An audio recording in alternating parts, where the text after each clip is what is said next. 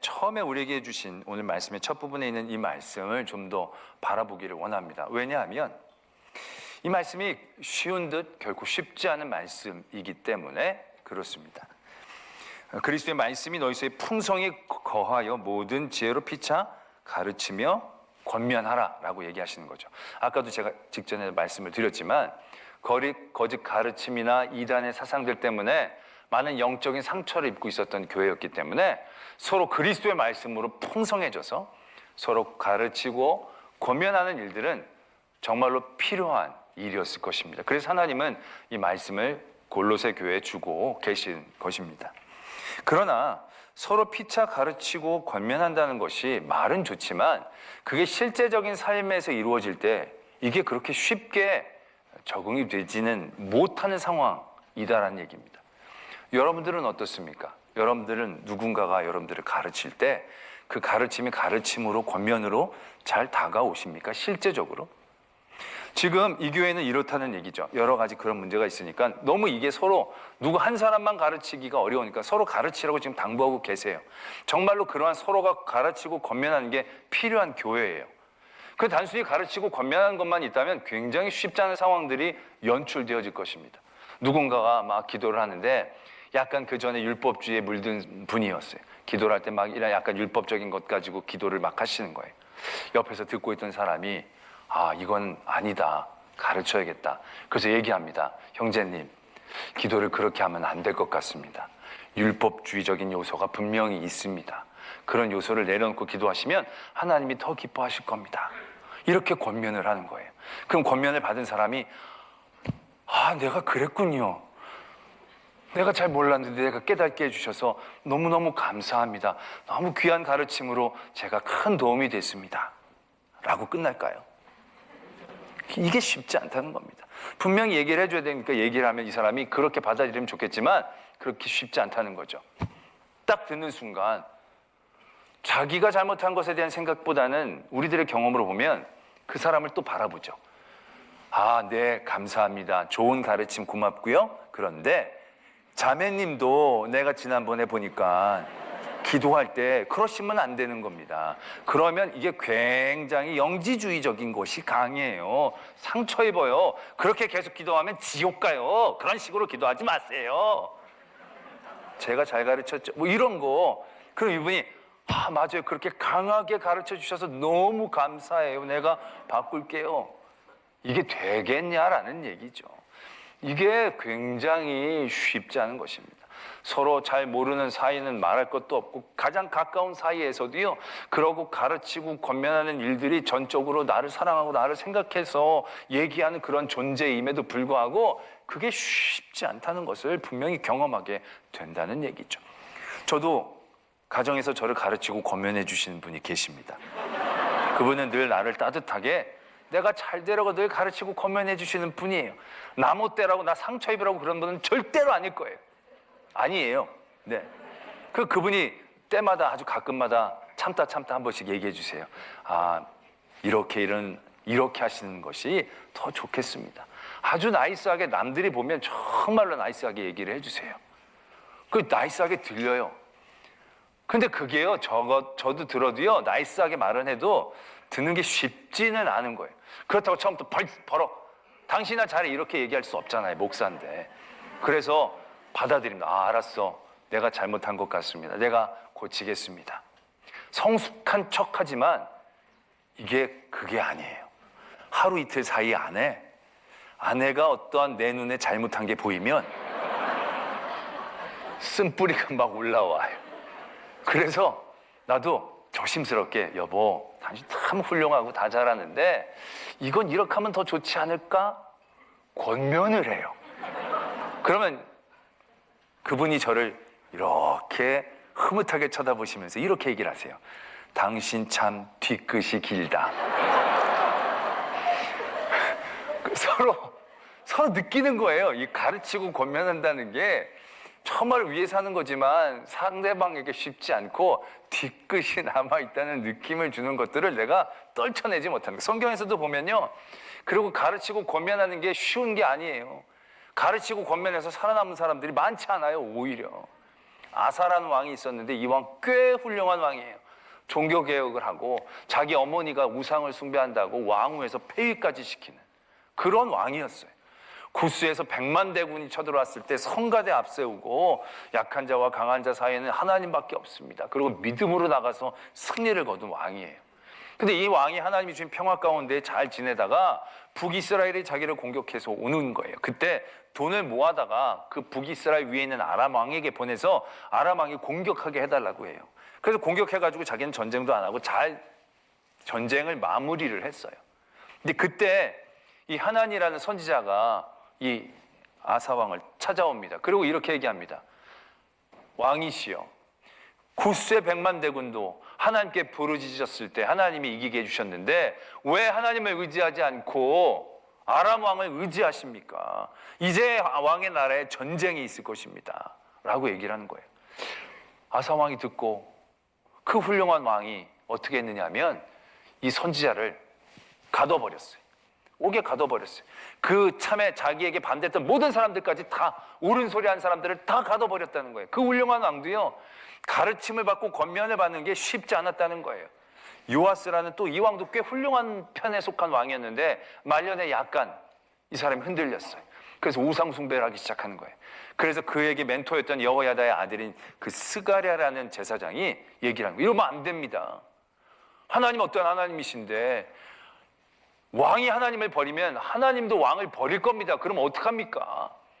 옳은 얘기를 한 거거든요. 가르치는 가운데 찔림을 받고 맞다, 내가 회개하고 하나님 앞에 돌아와야 되겠다라고 해야 하는데 그렇지 않고요. 그 스가랴가 돌에 맞아 죽었어요. 돌에 맞아 죽었어요. 가르침을 받는다는 거, 권면을 받는다는 거 굉장히 좋은 얘기예요. 왜? 너 위하는 얘기고 너 잘 되라고 하는 얘기고. 근데 그게 실제적인 삶의 자리에서 우리에게 임하게 되면 그게 쉽지 않다는 거죠. 가르침은 지적질이 되고 지적질은 적대적인 일들이 되어진다는 것입니다.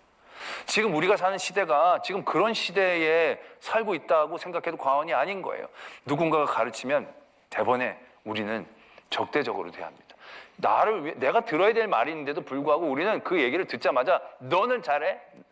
너는 얼마나 잘해서? 아니 자기 못한 걸 얘기했는데 왜 그 사람 갖고 뭐라고 그래?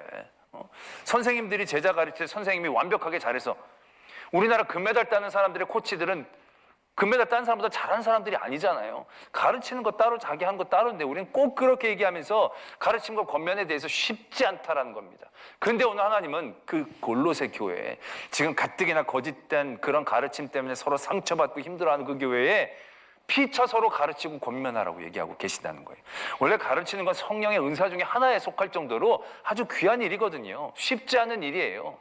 그 권위를 가진 사람들만 가르칠 수 있지 서로 피차 가르치라고 얘기하는 건 이거 굉장히 어려운 일이에요. 그런데 하나님은 지금 그걸 골로새 교회에 당부하고 계시는 거예요. 피차 서로 가르치고 권면하라는 거. 이런 것만 하나 딱 달랑 두면 정말 서로 나중에 난리가 날 것 같은 생각이 든다는 거죠. 우리는 그 생각을 가지고 그 다음에 말씀을 바라보게 됩니다. 시와 찬송과 신령한 노래를 부르며 감사하는 마음으로 하나님을 찬양해라. 우리는 이걸 별개의 명령처럼 듣게 되어지지만 우리는 굉장한 연관성이 있음을 생각해 보게 됩니다. 왜냐하면 이 감사라는 것이 결국 나에게 있는 모든 가르침과 권면을 가장 잘 수용할 수 있는 능력의 시작이 되기 때문에 그렇다라는 것입니다. 하나님이 오늘 우리들에게 감사로 하나님을 찬양하라고 얘기할 때 그냥 무조건 감사하며 찬양하라는 게 아니라 그 감사를 할 때에 우리에게 그 감사의 능력 중에 이러한 능력을 우리가 얻게 되어지기를 원하시면서 이 말씀을 당부한 것이 아닌가라고 우리는 합리적으로 생각해 볼 수 있다는 얘기죠. 감사한 마음으로 하나님을 찬양하는 것. 우리가 그러한 가르침과 권면을 잘 받아들인 대표적인 사람으로 다윗을 떠올릴 수 있습니다. 다윗이 밧세바의 잘못을 저지르고 난 다음에 자기가 그 잘못을 저질렀는지 잘 모르고 있었어요. 나단 선지자가 왔는데도 왜 왔지? 막 찔르는 게 아니라 반갑게 맞이한 거예요.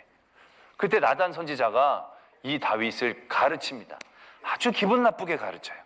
당신 왜 밧세바가 그랬습니까? 잘못했습니다. 회개하십시오. 이러면 더 담백하고 좋을 텐데 밧세바는 말을 요상하게 돌립니다. 어떤 부자한테 손님이 왔는데 자기 양을 대접하지 않고 이웃에 양 한 마리 있는 사람의 양을 뺏어다 대접을 했습니다. 이런 사람을 어떻게 해야 하겠습니까? 다윗이 듣고 보니까 말도 안 되잖아요. 이 땅에서 그런 사람을 없애야 합니다. 그랬을 때 당신이라고. 완전 꼼짝 못하게 자기를 몰아가지고는 그렇게 정죄를 확 해버리는 거예요. 왕인데 다윗이 엄청 기분이 나쁘게 가르쳐준 스타일이라고 생각해요. 그런데 그때 다윗이 어떻게 했느냐? 바로 무릎을 꿇고 하나님 앞에 회개합니다. 그리고 나서 시편 51편의 찬양을 하나님 앞에 드립니다. 51편의 제목이 이렇게 적혀져 있어요. 다윗이 밧세바와 동침한 후 선지자 나단이 그에게 왔을 때, 자기가 그 죄를 지적받고 그 일들에 대하여 깨닫게 되어진 그 순간, 왕이고 나단 선지자고 다윗은 여러 가지로 표현할 수 있었어요. 나단 선지자, 내가 너보다도 하나님 응답받은 적 많어. 내가 하나님 직통 계시를 받은 적이 얼마나 많은데 꼭 말을 그따위로 해야 되겠냐고. 내가 왕인데 사람 많은 데서 라고 얘기하거나, 밧세바가 그때 그래서 그래, 우리아가 그래서 그래, 수없이 많은 핑계를 돌릴 수 있었을 거예요. 그런데 다윗은 그 가르침을 수용하는 거예요. 그 가르침이 수용이 되는 거예요. 어떻게 그것이 수용이 될 수 있느냐? 하나님께 찬양했을 때, 이 모든 것들에 대한 책임을 자기가 지고 하나님께 높이며 하나님 앞에 간구했을 때 내 죄가를 깨달았습니다. 하나님은 상한 심령을 원하십니다. 하나님 저를 긍휼히 여겨 주십시오. 하나님께 찬양하고 감사의 자리를 지켜냈을 때 누구를 탓하거나 누구를 원망하지 않고 그 말들을 수용해낼 수 있었다라는 것. 그래서 그 자리에서 회개하고 하나님의 용서하심을 얻게 되어지는 자리로 나갈 수 있었다는 사실들을 우리는 분명히 떠올려야 한다는 것이죠.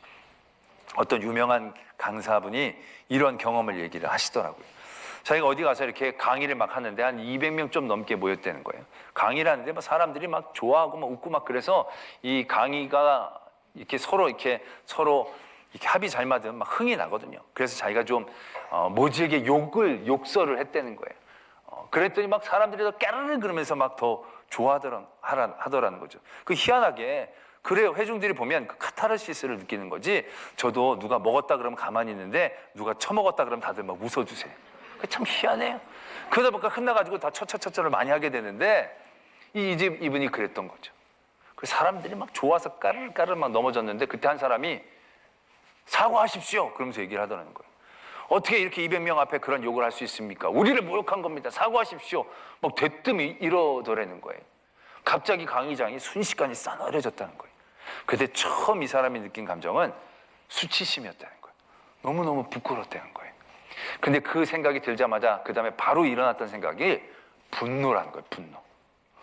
아니, 자기가 기분이 나쁘면 끝나고 나한테 와서 얘기를 하든가, 그러면 내가 알아서 들으면 되는데 굳이 이렇게 많은 사람들 앞에 나를 무안주고 이 분위기를 이렇게 자기가 잡쳐버릴 수가 있는데, 저거 정상적인 사람일까? 저가 분명히 뭔가가 좀 분노 장애가 있던지 뭔 장애가 있지 않고서야 저럴 수 있을까? 막 그런 생각이 들면서 너무너무 막 화가 치밀기 시작했더라는 거예요. 근데 이분이 믿는 사람인가 봐요. 갑자기 그 안에 그 자기가 믿는 신에 대한 감사함이 생겨나더라는 거예요. 그래서 이렇게 감사가 되더라는 거예요.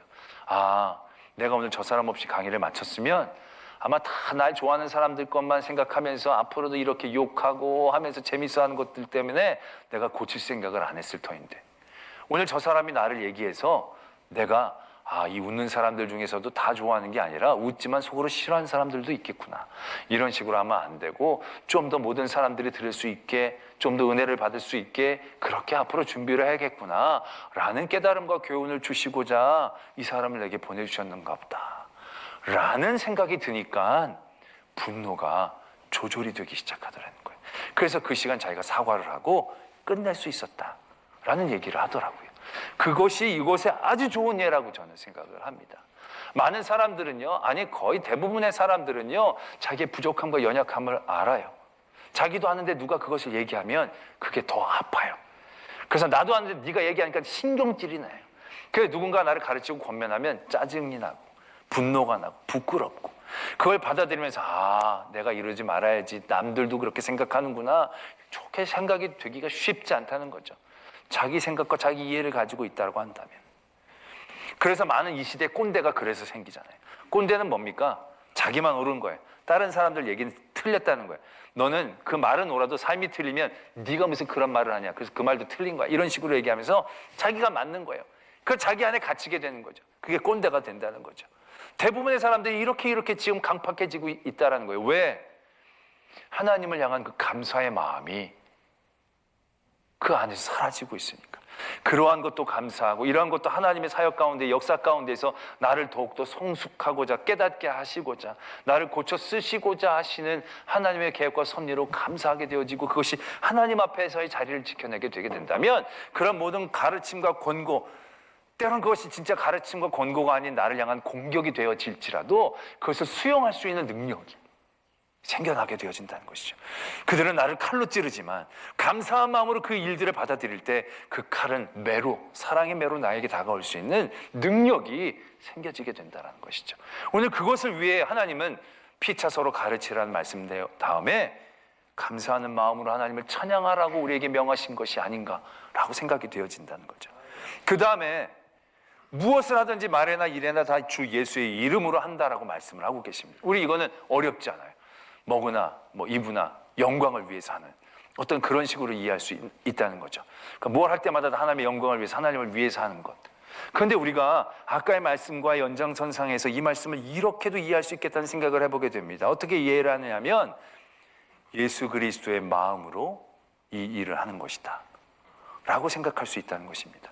내가 말을 할 때 무엇을 할 때 다른 사람의 생각과 방법이 아니라 예수 그리스도의 마음으로 한다. 만약 그게 부모의 마음이라고 한다면 불러다 너 그렇게 하면 안 돼. 회의실로 달려서 그렇게 얘기하지 않습니다. 부모는 제가 어떻게 하면 상처 입지 않고 잘 알아들을 수 있을까 애쓰고 고민합니다. 하나님이 우리에게 어떻게 은혜를 주시고 우리에게 어떻게 영생을 주시고자 하나님이 애쓰고 고민하시면서 그가 이 땅에 내려오셨듯이 대번에 너 잘못했어 정죄하고 심판하는 게 아니라 그렇게 우리에게 다가오시는 게 예수 그리스도의 가르치심이거든요. 근데 우리는 어떻습니까? 누군가가 그렇게 행동하면 그걸 가르쳐야 되겠다는 생각이 들어가는 게 그가 정말로 잘 되기를 원하고 그래서 그가 정말로 잘 알아듣게 내가 어떻게 얘기할까에 대한 그런 생각이 아니라 자기 마음의 부대낌이죠. 성가심이죠. 저건 저러면 안 되는데. 그래서 우리가 얘기하는 것들은 대부분 가르침이나 권면이 아니라 정죄와 지적이 되는 거죠. 둘이 비슷해요. 똑같아요. 그러나 중심이 완전히 다르다는 거죠. 많은 바리새인과 서기관들이 율법을 가르쳤지만 그게 가르친 겁니까? 지적질한 거죠. 정죄한 거죠. 그 율법에 능력이 없는 거죠. 그러나 예수님은 그에게 가르치고 권면해 주십니다. 그들이 받지 않죠. 그러나 그들을 향해 피를 토해내시면서 예수님은 가르치기를 원하시는 거죠. 알기를 원하시는 거죠. 정말로 사랑하는 마음으로 그들에게 그렇게 다가가시는 거죠. 골로새 교회 그런 많은 영적인 상처와 생각의 상처들로 서로가 많은 이견을 가지고 서로가 다름을 정죄하면서 어려움 가운데 빠질 수 있는 그 교회에 하나님은 그리스도의 말씀을 가지고 풍성히 서로 피차 가르치고 권면하라고 얘기하고 계세요. 그런 단순한 가르침과 권면뿐만이 아니라 그 가르침과 권면 안에 하나님을 향한 감사로 가르침을 받는 자는 받는 자대로 가르쳐야 되는 사람들은 가르치는 사람들대로 온전한 하나님의 말씀으로 그것들을 나누고 전해주기를 원하고 계신다는 거죠. 그 힘이 감사에 있다라는 것을 우리가 분명히 깨달아야 한다는 것이죠. 그리스도의 이름으로 하며 그의 이름을 힘입어 하나님 아버지께 감사하라. 아까 같이 예수 그리스도의 마음으로 그들을 가르치고 권면하려는 것 쉽지 않습니다.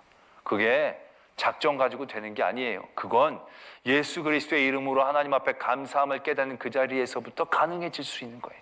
우리가 100데나리온 빚진 사람을 잘못했다 정죄하기 전에 내가 예수 그리스도에게 1만 달란트 탕감받은 사람임을 깨닫고 감사할 수 있게 되어진다면 그 자리를 회복할 수 있게 되어진다면 우리는 그들에게서 더 낮아지고 그들과 함께 공감하며 그들에게 그리스도의 마음으로 그들에게 좋은 길을 제안하고 그들을 권면하고 이렇게 세울 수 있는 힘이 그 안에 생겨나게 되어지는 거죠. 그 하나님 앞에서 예수 그리스도로 인한 감사함의 그 자리, 그 자리는 우리가 낮아지는 자리거든요. 우리의 낮음을 깨닫는 자리거든요. 그 자리에 우리가 서지를 않으면, 서보지를 못하면 우리는 절대로 다른 사람들의 자리에 서서 그 사랑으로 예수 그리스도의 이름으로, 예수 그리스도의 마음으로 그를 가르칠 수가 없다라는 것이죠. 그래서 오늘 하나님은 우리에게 감사하라 라고 얘기하십니다. 여러분, 누구의 행동이 마음에 늘 거스리십니까? 요즘은 가르치려고 그러지도 않아요. 가르치려는 애정도 없어요. 요즘은 그런 오지랖도 요즘 거의 없어졌어요. 그냥 너 그렇게 살다가 가라는 거죠. 그 하도 꼰대꼰대 그러니까 다들 꼰대 소리 들어서 듣고 싶지 않아가지고 다들 요즘은 가르치려고 그러지도 않아요. 꼰대가 없어진 세상은 사랑이 없어진 세상입니다. 너 그냥 알아서 해라. 그렇게 살다가 어둠으로 떨어져라. 그 자리에서 우리는 그리스도 앞에서 내가 받은 은혜를 생각해야 합니다. 하나님께서 우리를 그냥 버려두셨더라면 우리는 이렇게 살다 그냥 지옥불에 떨어질 수밖에 없는 존재들이었는데 하나님이 우리를 바라보시고 예수 그리스도를 통하여 우리를 품으신 거죠. 그 예수 그리스도에 힘입어 우리가 하나님 앞에 감사의 자리를 서게 된다라고 한다면 강도 만난 사람 지나가기 쉽지 않아지죠. 내가 그 강도 만난 사람이었으니까 사마리아인처럼 그들에게 다가갈 수가 있겠죠. 하면서도 내가 유세 떠는 게 아니라 내가 받은 것 같이 나누는 것뿐, 그 자리에서 온전한 가르침과 권면의 능력과 힘이 생겨나게 되는 거죠. 다른 사람들의 싫은 소리 듣기 어려운 분들이 있으시죠. 여러분들의 마음이 많은 강팍함 가운데 처한 겁니다. 여러분들의 마음이 하나님의 감사함으로 촉촉해지시기를 소망합니다. 하나님 앞에 감사하게 될 때 여러분들을 찌르는 칼이 아니라 사랑의 매로 다가올 것입니다. 그들은 설령 나를 직접적으로 공격하려는 적대적인 마음이 있다 할지라도 하나님께 감사하는 마음은 그 적대적인 마음까지도 내 안에서 다른 것들을 바꿔주십니다. 그래서 감사함으로 받으면 버릴 것이 없는 것입니다.